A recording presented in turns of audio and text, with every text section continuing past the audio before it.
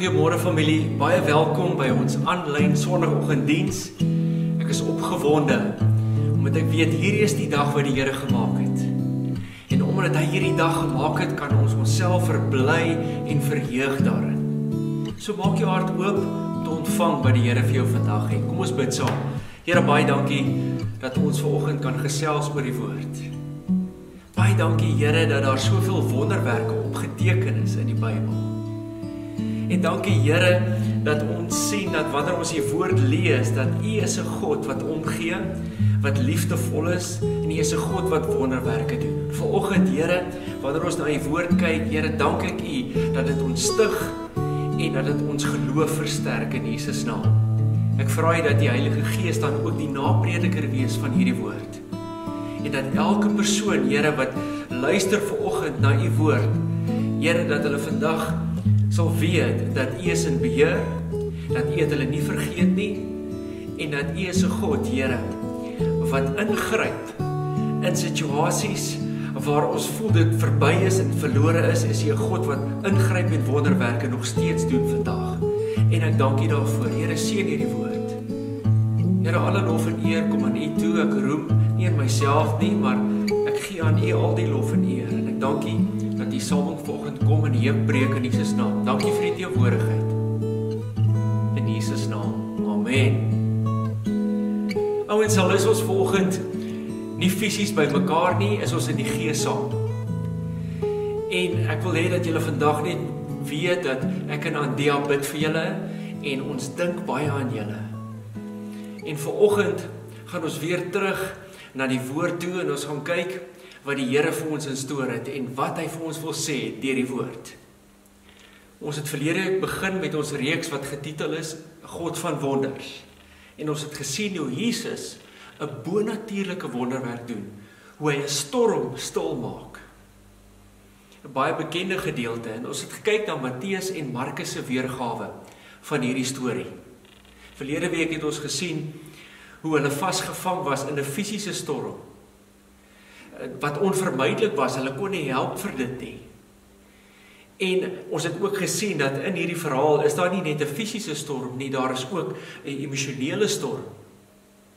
En wanneer ons in 'n storm is, moet ons versigtig wees dat 'n fisiese storm nie ontaard in 'n emosionele storm. Emosionele storm van vrees en kommer en stres nie. Want God is nog steeds in beheer. En as hy 'n belofte gegee het, soos Jesus hier ook vir hulle gegee het, Jesus het gesê, ons gaan na die oorkant toe gaan, is dit iets waaraan ons kan vashou, moenie moed verloor nie. Vandag gaan ons verder en ons gaan kyk na die derde storm wat ons vind in hierdie verhaal. En dit is 'n geestelike storm. Sien, wanneer ons toelaat dat die fisiese storm verander in 'n emosionele storm, ontstaan daar 'n geestelike storm. Die disippels het vir Jesus gesê, Here, gee nie meer om dat ons vergaan nie. Ek meen, dit is nie eens waar nie, dit is slegte teologie. Natuurlik gee Jesus om. Hulle het so ver gegaan en vir mekaar gesê, wat vir 'n mens is hy? Wie is hy? Ons ken hom nie regtig nie. Ek dink baie maal onthul storms wat werklik waar hier binne aangaan. Storms onthul baie maal hoe diep ons verhouding regtig met God is. Weet jy van julle nie ouens, maar in hierdie tyd het die Here sekere situasies gebruik om vir my ook te wys, om aan my te openbaar hoe goed ek hom regtig ken, wat regtig hier in my hart aangaan. Ek weet nie hoe die coronavirus probleem op die ou einde opgelos gaan word en hoe dit gaan uitwerk nie. Maar dit is my belangrik dat ons emosionele en geestelike storm sal stil raak. Wat as hierdie wonderwerk wat Jesus gedoen het, nie regtig die stilmaak van die uiterlike storm was nie, maar eintlik die stilmaak van die innerlike storm. Ons bid vir genesing vir hierdie virus elke dag, maar in die proses is God besig om iets innerlik te doen in ons lewens. God wil jou die krag en vermoë gee om standvastig te wees, om sekuur te staan in die middel van hierdie storm. En dis 'n groot geleentheid vir ons om emosioneel en geestelik te groei. Ek wil julle vandag bemoedig met hierdie skrif. Hebreërs 6 vers 19, ek gaan lees uit die NIV. We have this hope as an anchor for the soul, firm and secure. We have this hope as an anchor for the soul, firm and secure. Hoekom het jou siel 'n anker nodig? Ek weet, ons het nie beheer oor die fisiese storm nie. Soms gebeur daar dinge in ons lewens wat onvermydelik is, uiterlike dinge. Maar emosioneel en geestelik het ons tog beheer. In hierdie storm wat besig is om homself uit te woed, het ons siel en gees 'n anker nodig. Want jy sien ouens, 'n anker wat afgesak word in die see, gaan tot onder by die bodem en daar hak dit aan iets solieds, of 'n rots, of 'n stuk koraal, iets waaraan dit vasklou. En hierdie anker is gekoppel aan die boot deur middel van 'n tou. En daarbo is dit onstuimig. Die golwe ruk ons rond, ons val rond op die boot. Die boot is besig om vol water te raak, maar hieronder is dit standvastig. Is die anker doodstil, want is geanker in 'n rots. En ek wil vandag met julle 3 dinge deel waaraan ons geanker kan bly in die storm. En die eerste ene is God se teenwoordigheid. Jy bly geanker wanneer jy God se teenwoordigheid kweek. En ek weet dat God is altyd teenwoordig in ons lewens. Hy is nooit afwesig nie. Die woord gee tog vir ons die belofte dat hy ons nooit sal begewe en ons nooit sal verlaat nie. Wat 'n wonderlike belofte. Maar ouens, ek wil jou verseker vandag dat daar's 'n gemanifesteerde teenwoordigheid van God wat elkeen van ons nodig het in ons lewens. Partykeer is dit nodig dat ons iewers net gaan stil word en 'n omgewing skep waar God homself op 'n spesiale wyse aan ons kan openbaar deur sy gees. En dit gebeur alleen wanneer ons 'n omgewing skep, wanneer ons in aanbidding voor die Here gaan en stil word sonder enige distractions en sê, Here, hier is ek maak my hart oop.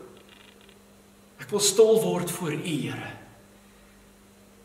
En toelaat dat die Heilige Gees kom en jou stig en opbou. Want ons het God se teenwoordigheid nodig. Ons het nodig om in sy gemanifesteerde teenwoordigheid te kom. Want dit is vir ons 'n anker gedurende hierdie tyd. En daarom is dit belangrik dat ons tyd sal maak vir dit. Dit is moeilik om te verduidelik, maar as jy dit doen, gaan jy presies weet wat ek bedoel. Dawid skryf daar in Psalm 91 bemoedigende verse wat gaan oor God se teenwoordigheid, wat dit is om in God se teenwoordigheid te wees en wat dit vir jou kan beteken en hoe waardevol dit is. Kom ons lees daar Psalm 91 vers 1. Hy wat in die skuilplek van die Allerhoogste sit. Ons kan daai woord sit ook vervang met die woord vertoef. En dit is baie mooi dat hy dit so stel. Hy kon gesê het, hy wat deur die skuilplek van die Allerhoogste gaan, maar hy het gesê, nee, die een wat daar sit en tyd spandeer in God se teenwoordigheid. En hy gaan verder, hy sê, daardie persoon sal vernag in die skaduwee van die Almagtige. Ons kan daai woord vernag ook vervang met die woord rus. Hy wat rus in die skaduwee van die Almagtige. Jy sien ouens, wanneer jy in God se teenwoordigheid kom, gaan daar vir jou rus wees. 'n vrede wat alle verstand te bowe gaan. Gaan jy weer moed kry om die wêreld te konfronteer. Gaan jy weer moed kry om in hierdie situasie waarin ons onsself nou bevind, weer bemoedig te word, versterk te word. 91 vers 2, ek sal tot die Here sê, my toevlug en my bergvesting, my God op wie ek vertrou, want hy is dit wat jou siel sal red, uit die net van die voëlvanger, van die verderflike pes. Hy sal jou dek met sy vlerke en onder sy vleuel sal jy skuil. Sy trou is 'n skild en 'n pantser. Wow, dit is so wonderlik ouens, as ons in God se teenwoordigheid kom, dan raak ons so bewus van sy beskerming, van sy liefde, van sy vrede. Jy sien, vrede is nie die afwesigheid van probleme nie, maar vrede is God se teenwoordigheid. So ouens, daarom is dit belangrik dat ons geanker sal bly aan God se teenwoordigheid. Maak tyd vir dit, kweek God se teenwoordigheid. Dan nog 'n ding waaraan ons onsself kan anker is God se beloftes. Hou vas daaraan. Dit is vir jou 'n anker. Die woord van God is vir jou 'n anker. Jesus het gesê, dat as jy 'n dader van die woord is dit soos iemand wat sy huis op die rots bou. Die storm kan kom, maar die huis sal nie in mekaar val nie, want jy is geanker in die rots. Psalm 119 vers 81 sê, my siel smag na u heil, op u woord wag ek. Die NIV sê, my soul faints with longing for your salvation, but I have put my hope in your word. Dit is my so mooi hoe Dawid dit stel hier. En as ek die eerste gedeelte lees waar hy sê, my soul faints with longing for your salvation, dan besef ek net, Dawid het deur 'n moeilike tyd gegaan. En hy het seker gevoel of dinge te veel raak vir hom, of sy omstandighede hom oorweldig het. Daarom het hy gesê, Here, ek verlang na u verlossing, ek verlang na u redding, Here. Maar gedurende hierdie tyd verloor ek nie hoop nie, want ek plaas my hoop in u woord, in u beloftes, dit wat u vir my gesê het. En wat sê Jesus vandag vir jou? Hy sê, we are going to the other side, don't lose hope, hold fast to the hope that I give you today. Moenie toelaat dat te veel negatiewe nuus, ouens, jou laat twyfel nie. Dis reg, ja, luister wat aangaan in die wêreld en luister na die nuus, maar moenie toelaat dat te veel negatiewe nuus die woord steel nie en jou negatief maak nie. Moenie dat jou omstandighede harder praat as die woord van God in jou lewe nie. So ouens, wees geanker in God se beloftes. En hier is nog iets waaraan jy geanker kan bly. Dit is God se proses. Ons is geanker wanneer ons God se proses verstaan. Ek is seker as die disippels geweet het dat Jesus hierdie storm gaan gebruik om vir hulle iets te leer, sou hulle dalk meer saamgewerk het en dalk op 'n ander manier gereageer het. As hulle net onthou het dat Jesus gesê het, ons gaan na die ander kant toe gaan, sou hulle dalk anders reageer het. Dit is hoekom Jesus in hierdie gedeelte eers met die disippels gepraat het, voor hy met die storm gepraat het. En dit is wat hy nou besig is om te doen in jou lewe. Voor hy met die storm gaan praat hy eers met jou. Wil hy eers met jou praat. En dit is wat hy vir jou sê vanoggend. Ons lees Romeine 5 vers 2, skryf Paulus daar. Hy sê, en ons roem in die hoop op die heerlikheid van God. Vers 3, en nie alleen dit nie, maar ons roem ook in die verdrukkinge. Hoekom moet ons bly wees wanneer ons deur verdrukking gaan? Want die verdrukking produseer iets. Maar ons roem ook in die verdrukkinge, omdat ons weet dat die verdrukking lydsaamheid werk. En die lydsaamheid beproefdheid en die beproefdheid hoop. Hierdie verdrukking produseer iets. Want jy gaan makliker deur die storm kom en geanker bly as jy weet dat jy gaan beter wees na die storm. God gebruik hierdie storms in ons lewens om ons te verander. Ek het een ding besef gedurende hierdie tyd en dit is dat probleme bou nie ons karakter nie. Dit onthul wat eintlik in ons binneste aangaan. Dit onthul ons karakter. Hierdie tyd het aan my 'n paar dinge onthul van my karakter. Ek weet nie van julle nie. Gedurende hierdie tyd het God 'n paar dinge gewys wat diep in my hart gebeere was, verkeerde motiewe, verkeerde dinge wat hy wil verander. Laat toe dat God jou vandag verander. Hierdie dinge wat God onthul het vandag van jou karakter, laat toe dat hy het verander. Ek dink meeste van julle hou van 'n lekker stukkie steak oor die kole. Ek hou van my steak medium. Nie so bloederig soos sommige mense nie. En wanneer ek my stukkie steak braai, na 'n rukkie vat ek 'n skerp mes, dan sny ek dit oop, om te sien wat binne aangaan, om te kyk of die stukkie steak gaar is. En nie een van ons hou van die hitte nie. Nie een van ons hou van die vuur, waarin ons onsself nou bevind nie. En nog minder hou ons daarvan wanneer ons gesny word, sodat ons kan sien wat binne aangaan nie, of sodat God kan sien wat binne aangaan nie. Dis nie lekker nie. Maar God gebruik hierdie proses, ouens, om aan ons te wys, om te onthul hoe ons karakters werklik lyk. en wat regtig hier binne aangaan. Hoekom doen hy dit? Sodat ons kan verander word. Sodat ons kan groei in die proses. Hierdie storm het dinge onthul van my karakter wat moet verander. En my gebed is, Here, help my. Ek het besef weer eens net dat my innerlike welstand is vir God baie belangriker as my uiterlike gemak. Dit wat uiterlik om my aangaan en hoe gemaklik ek hierdie lewe graag wil hê. God gebruik uiterlike storms en omstandighede om ons te verander. En dit is nie altyd maklik nie, maar laat toe dat God jou verander. So ouens, kom ons bly geanker vandag aan God se woord, aan sy beloftes. En ons kweek sy teenwoordigheid in ons lewens. Ons bly geanker aan God se teenwoordigheid. En vanoggend ook, weet dit, dat jy is in die proses, en dat God het 'n plan om jou na die ander kant toe te vat. We are going to the other side, en ons is nou in die proses. En al wat ons moet doen is om te sê, Here, hier is ons, verander ons. Wat wil U my leer? Wat moet verander in my? En laat toe dat die Heilige Gees kom en jou verander. Kom ons bid saam. Vader, ons dankie dat U ons nie vergeet het nie. Dankie, Here, dat U so lief is vir ons. Dat U ons nie net so gelos het toe U ons gered het nie. Maar daardie oomblik, Here, toe U ons verlos en gered het, het U begin met U verlossingsplan in ons lewens, omdat U so lief is vir ons. En elke dag, Here, kom ons net meer en meer agter hoe die Heilige Gees in ons lewens werk en ons verander. Maar dankie dat U ook, Here, in hierdie proses ons versterk, dat U genadekrag daar is vir ons en ons help gedurende hierdie tyd. Maar vanoggend kom ons net en ons maak ons harte oop. Sê, Here, verander wat moet verander.